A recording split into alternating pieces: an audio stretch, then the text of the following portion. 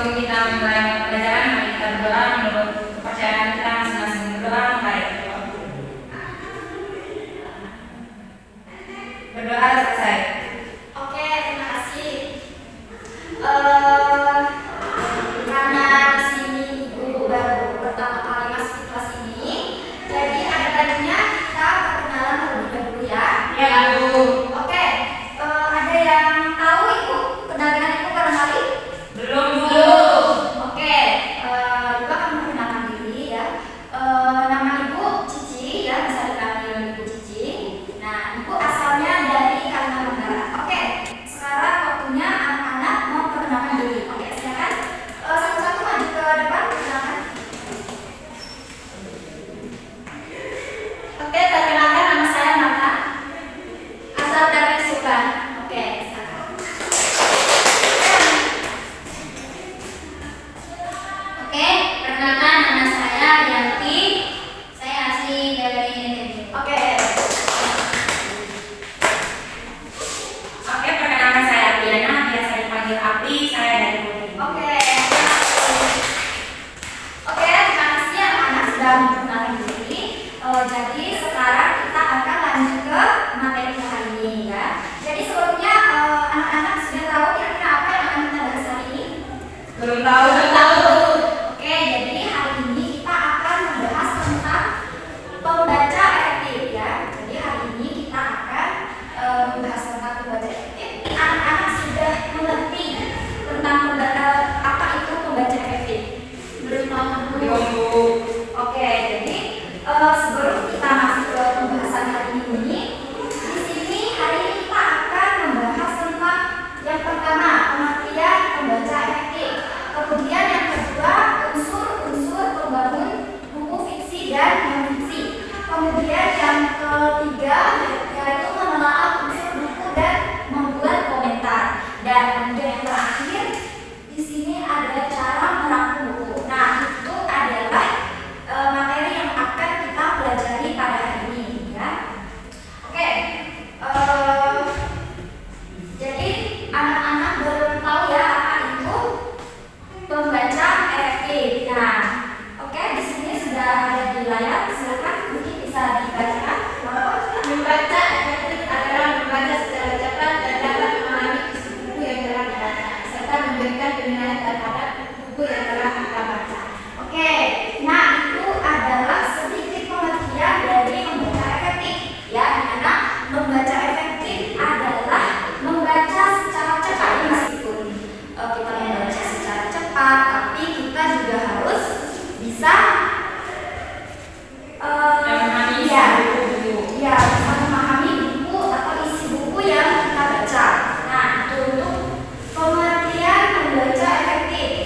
Kemudian selanjutnya ada buku fiksi dan non-fiksi.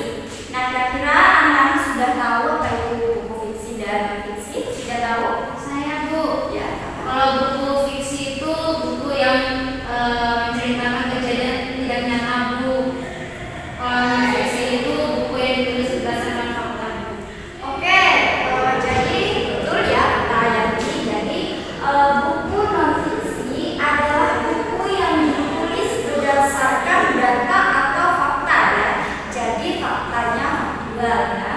Kemudian buku fiksi itu yaitu buku yang ditulis berdasarkan kisah yang tidak nyata atau kisah yang bersifat fiktif ya. Jadi itu hanya berupa khayalan sang penulis. Nah, itu adalah buku fiksi, pengertian dari buku fiksi dan fiksi. Nah, selanjutnya kita masuk ke contoh-contoh fiksi. Nah, kira-kira dari pengertian tadi teman-teman anak-anak sudah paham ya apa itu buku fiksi, kemudian apa itu buku non fiksi.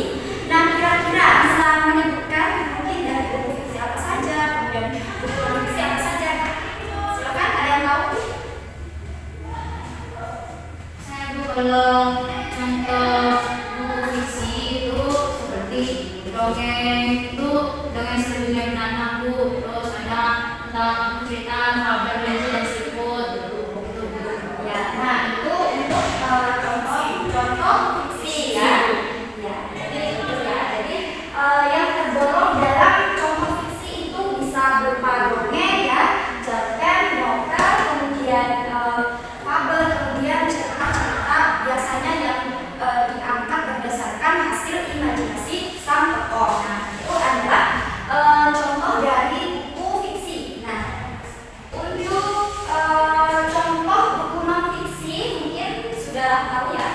apa itu contoh-contoh dari buku non-fiksi itu sendiri, di mana buku non-fiksi adalah buku yang sifatnya nyata, ya. Jadi contoh buku non-fiksi itu bisa berupa skripsi, ya, kemudian apa lagi? Jurnal ilmiah. Nah, jurnal ilmiah, kemudian apa lagi? Biografi Bu. Nah, biografi, terus ya banyak ya yang biasanya buku-buku atau yang termasuk ke dalam contoh buku non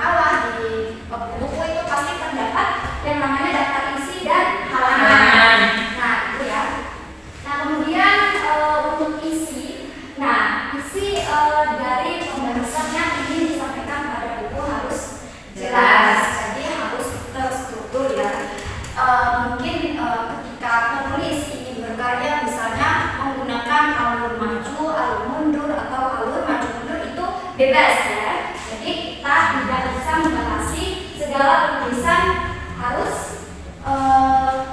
harus bebas, tapi harus terstruktur ya, harus jelas ya.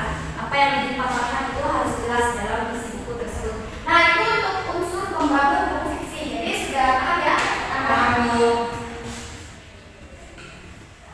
Oke. Kita lanjut ke menelaah buku dan membuat komentar. Nah, jadi apa itu menelaah unsur buku? Jadi dari rincian misalnya pada bagian konten buku, kemudian rincian sumber buku, judul sumber tertentu, kita bisa memberikan komentar sehubung dengan tuntutan penulisan pada buku yang kita anggap tidak rapi atau tidak sesuai. Nah, itu ya. Jadi dalam penulisan misal dalam penulisan karya ilmiah seperti skripsi atau buku-buku lain atau buku non-fiksi, cerita-cerita non-fiksi, kita bisa memberikan komentar ya. Jadi mungkin kita anggap itu tidak sesuai ekspektasi ya. Jadi kita bebas memberikan komentar. Apakah kita merasa buku ini tidak sesuai dengan judul bukunya atau tidak sesuai dengan karakter tokoh ya. Nah, itu untuk unsur buku dan membuat komentar dalam buku fiksi dan fiksi. Jadi kita jelas sudah bisa melihat di sini bahwa semuanya yang dibuat atau semuanya yang dipaparkan misalnya dalam makalah, dalam skripsi, kita bebas seperti ini, kita bebas mengeluarkan pendapat apakah kita setuju ataupun tidak setuju. Nah itu sudah jelas kan? Oke, kita lanjut. Ini yang terakhir adalah cara merangkum buku.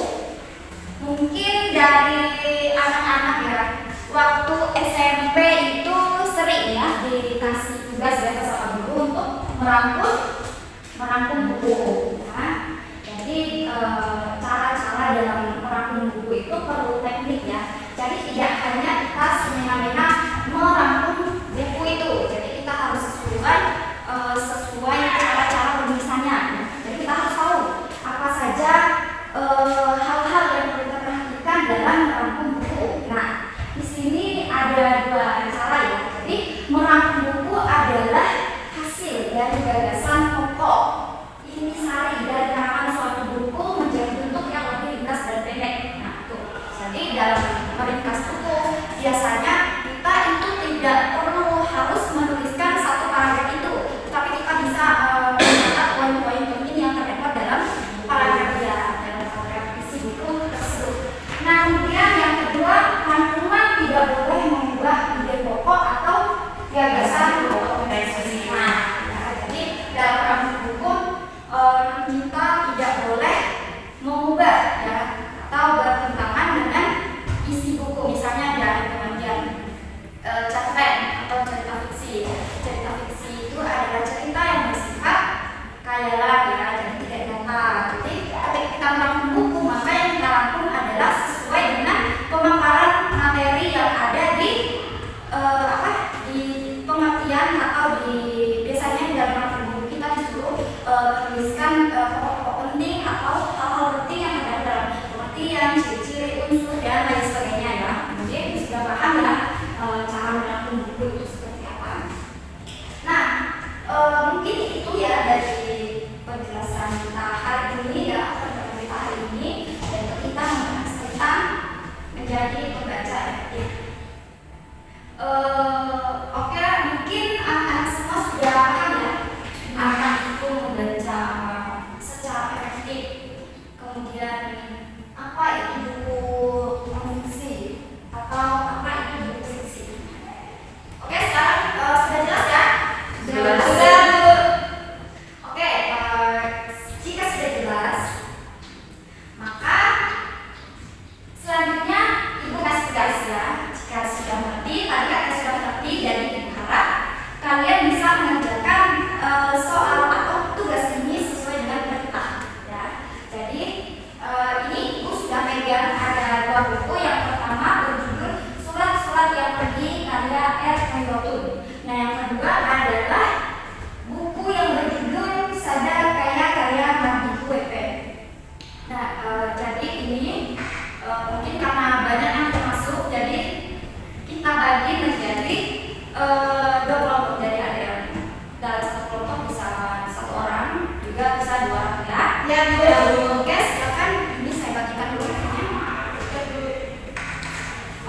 dulu ya.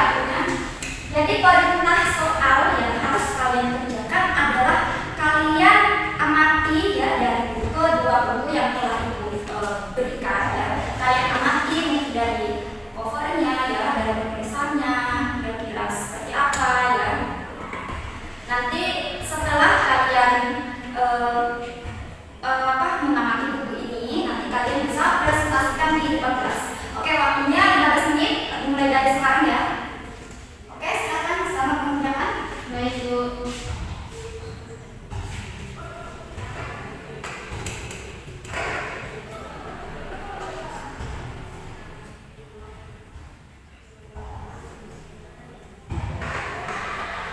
Jadi kalian bisa mendapatkan misalnya dari buku ini penulisannya seperti apa, apakah kalian setuju dengan alurnya,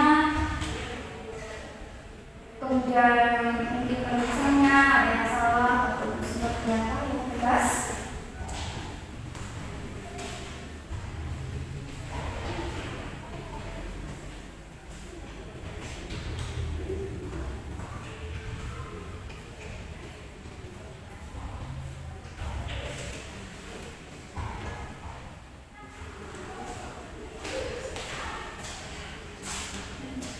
Oke, teman-teman, sudah? Mungkin ada yang ditanyakan, mungkin ada yang masih ragu gimana cara mengerjakannya, silakan bisa ditanyakan. Kelompok 2, Bu. Ya, Ini, Bu. Kurang mana ini, Bu? apa?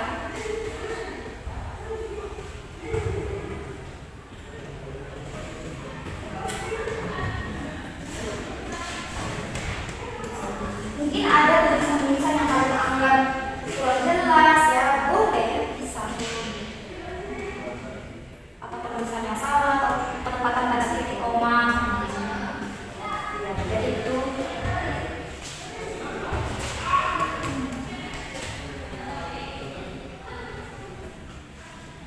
Oke, kalau sudah bisa langsung dipresentasikan ya ke depan.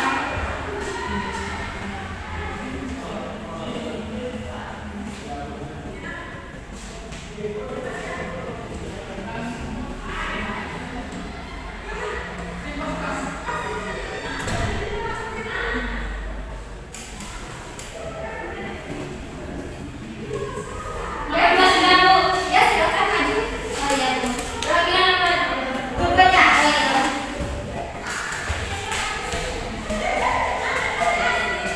Oke, dan kami dari kelompok 2 akan mempresentasikan hasil dari diskusi kami tentang buku yang berjudul Sadar Kaya yang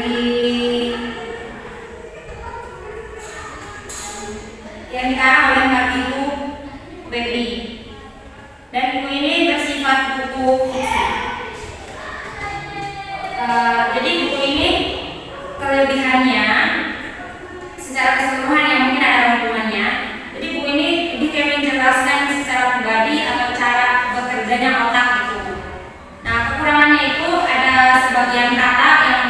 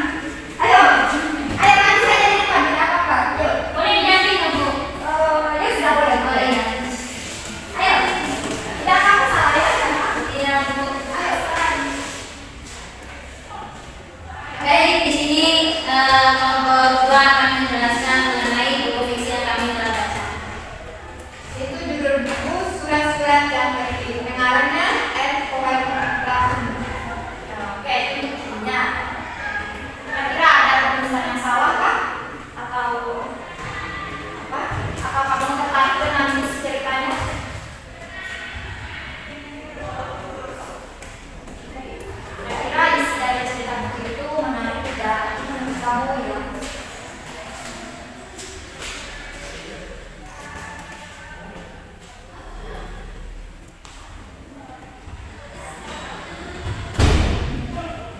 Jadi menurut kami buku ini cukup menarik Bu ya, karena dilihat dari covernya juga cukup menarik. Jadi sesuai dengan judulnya, jadi surat-surat yang pergi. Jadi tergambar juga namanya surat-surat ya gitu. Jadi kalau dari covernya udah cocok gitu. Kalau dari isinya, di sini saya tadi membaca salah satu bab mengenai kemampuan tenaga doa gitu. Jadi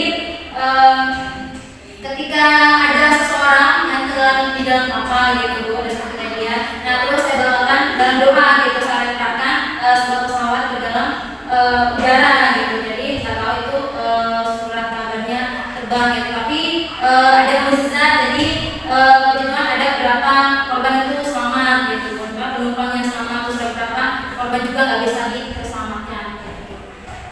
Oke, itu saja. Ya Bu. Oke, silakan. Oke, terima kasih ya untuk kelompok ya.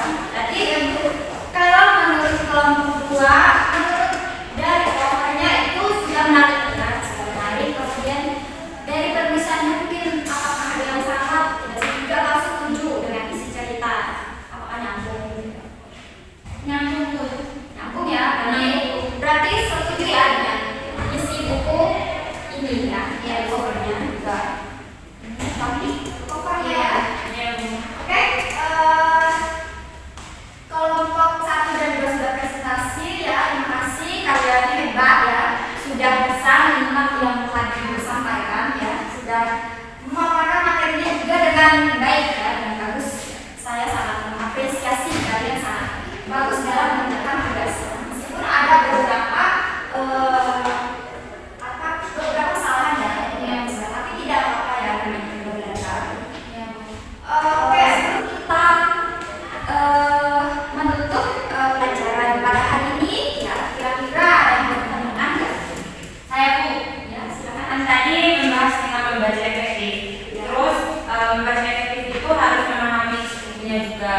Nah, misalnya kalau kita dapat membaca dengan cepat, terus nggak memahami isinya, itu berarti nggak termasuk membaca efektif ya Bu? Tidak ya, tidak termasuk. Jadi membaca efektif itu adalah membaca yang benar-benar meskipun kita melakukan itu dengan cepat ya. Kadang kan setiap orang itu biasanya berbeda ya. Kadang ada yang membacanya lambat, ada yang cepat. Jadi membaca efektif ini sebenarnya semua orang bisa melakukan, ya. Tapi tidak semua orang benar-benar bisa melakukannya. Itu untuk pertanyaannya ya. Sudah bagus ya pertanyaannya tadi. Jadi itu adalah tidak termasuk ke dalam membaca efektif. Nah itu ya, bagus sekali ya pertanyaannya. Oke, mungkin ada lagi yang mau bertanya?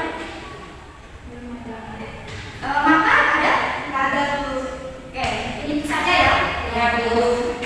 Oke, semuanya sudah ya, ada menjelaskan materi, kemudian kita berdiskusi ya, karena sudah bagus sekali berdiskusi ya. Jadi mungkin itu saja pertemuan kita pada hari ini. Nah, ketemu lagi nanti minggu depan kita akan membahas tentang teks anekdot ya. Jadi anak-anak semua bisa dipelajari ya.